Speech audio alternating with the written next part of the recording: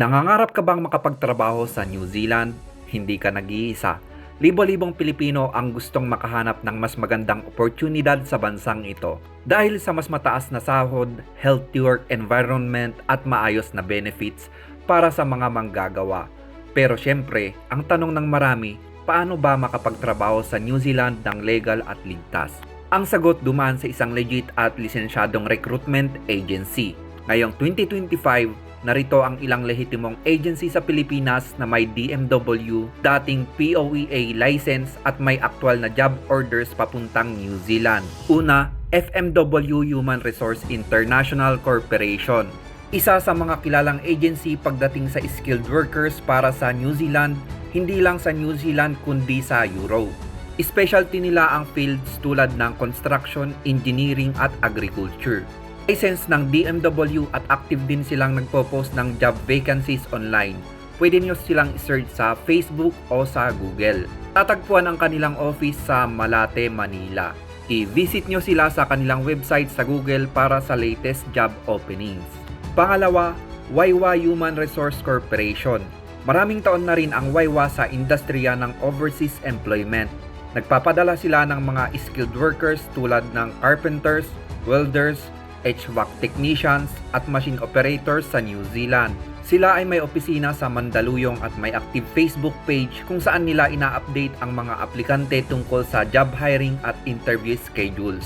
Pangatlo, IPAMS, Industrial Personnel and Management Services Incorporation. Kilala ang IPAMS bilang isa sa pinakampagkakatiwalaang agency sa Pilipinas.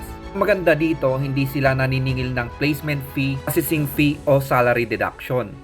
Kadalasan ang hinahanap nila ay professionals at skilled workers para sa iba't ibang bansa, kabilang na ang New Zealand. Regular nilang ina-update ang website na www.ipams.com, kaya mainam itong i-check palagi. Pang-apat, Staff House International Resource. Isa ring zero-free agency na may magandang reputasyon. Nagpapadala sila ng mga skilled workers sa iba't ibang bahagi ng mundo at may mga proyekto rin sila sa New Zealand. Visit www.staffhouse.com at maghanda ng resume, passport at iba pang basic requirements. Paano mo malaman kung legit ang agency? Simple lang, i-verify mo sa official website ng Department of Migrant Workers sa www.dmw.gov.ph. Ilagay mo lang ang pangalan ng agency sa Approved Job Orders section para makita kung may valid silang job offer papuntang New Zealand. Paalala lang, huwag magbigay ng pera hanggat walang valid contract o job order. Mag-ingat sa mga nagpapanggap na recruiter sa social media.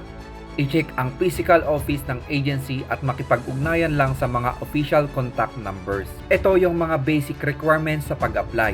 Updated resume, valid passport, 6 months or more before expiry, employment certificate o proof of experience, NBI clearance, minsan medical at trade test depende sa trabaho. Ito naman ang tip ko sa mga gustong mag-apply. Mas malaki ang chance mong makapasa kung may work experience ka na 2 years o higit pa sa trabahong ina-applyan mo. Lalo na kung may experience ka sa abroad o may valid training certificates. Hindi madali ang mangarap pero mas lalong hindi imposible. Sa tamang paghahanda, sapat na sipag at pagdaanan sa lehitimong proseso, maaari mo ring makamit ang pangarap mong magtrabaho sa New Zealand. Kaya wag magpadala sa shortcut o madali ang pangako. Do it right and do it safe. Para sa pamilya, para sa kinabukasan. Kaya mo to.